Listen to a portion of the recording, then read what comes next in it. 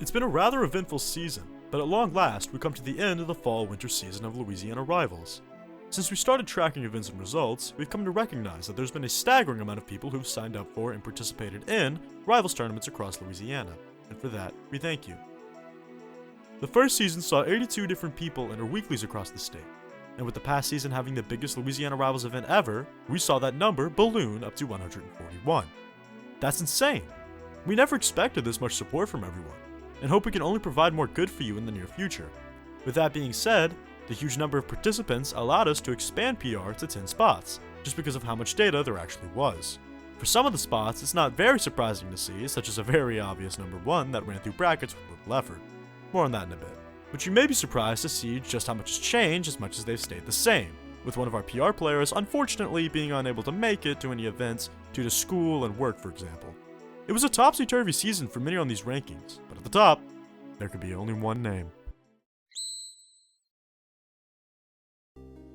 One of Louisiana Smash's beloved DDD mains sees himself here after a first season where he steadily saw nothing but improvement from tournament to tournament.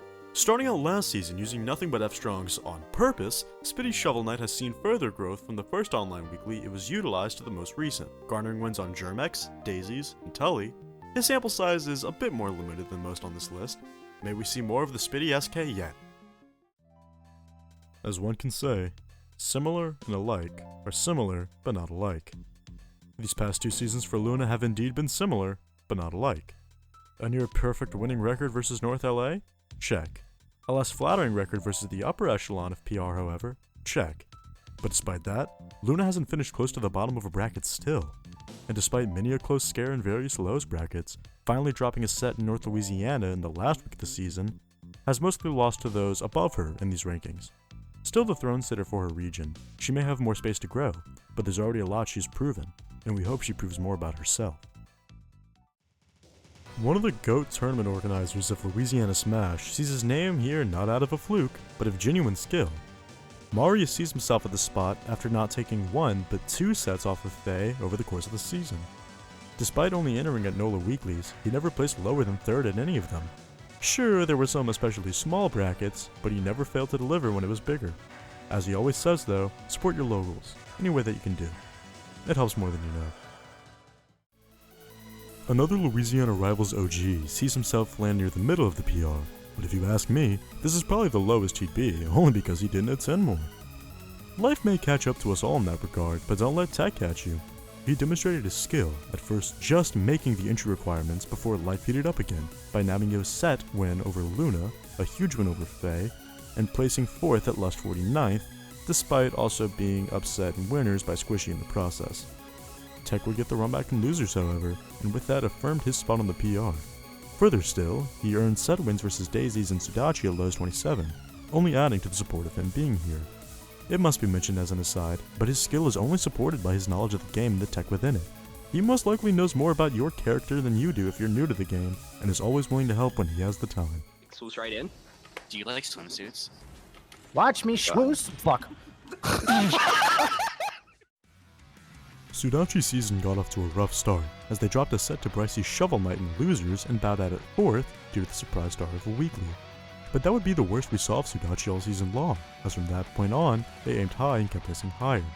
No stranger to top 8s, a 5th place at Lust 49, and 2 top 3 finishes at the next 2 weeklies, only losing to Faye and HKP in those weeklies helped their craze greatly. And with wins versus Luna, Shenangelo, Solo, and Faye, as well as winning the run back on Squishy who upset them at Lust 49, balanced the set score as well between them. The only true bird brand on this PR, the sky's the limit for Sudachi as long as they keep their head high, and their ambitions higher. Always the bridesmaid, never the bride, was just about the story of Solo season. Never placing lower than 3rd at any event except the last in the season, and despite having a set off of Spoopy, he was completely flattened by Faye after being 1-1 in sets early in the season. It's hard to argue with the losing record to a player, it's impossible to argue against the 3-8 set record. Beyond the top 4, he had a winning record on every player eligible for PR, only dropping 2 sets outside of those in the top 4. It was an excellent season for him, sure, but just not quite enough to break into the podium places yet. Of all the stories from this season, Shin's is as easily a legendary one as young as his tale is in the scene. How it went down was, Daisies was playing quick play and matched up against Shen, who recognized him likely from local brackets, and they quickly made conversation. Daisies agreed to take him to the NOLA weekly he was going to, and in doing so, allowed Shen not only to play in a local bracket, but beat Solo and Faye, getting past Faye in winners, finals, and grands to win the whole thing. A completely out of nowhere victory from a visibly skilled player, and a legendary tale to boot. Beyond that, however, he solidified his placement by increasing his set count versus Faye to 4-1, and getting another notable set on Marius before taking that tournament as well. We hope to see Shen at more events, knowing that someone of his skill is in the region, and just because he's more than welcome as well. And now on to our podium placements. Spoopy made a return to Louisiana Rivals last season for the first time in years, but, like HKP, lacked the requisite tournaments to be placed on PR.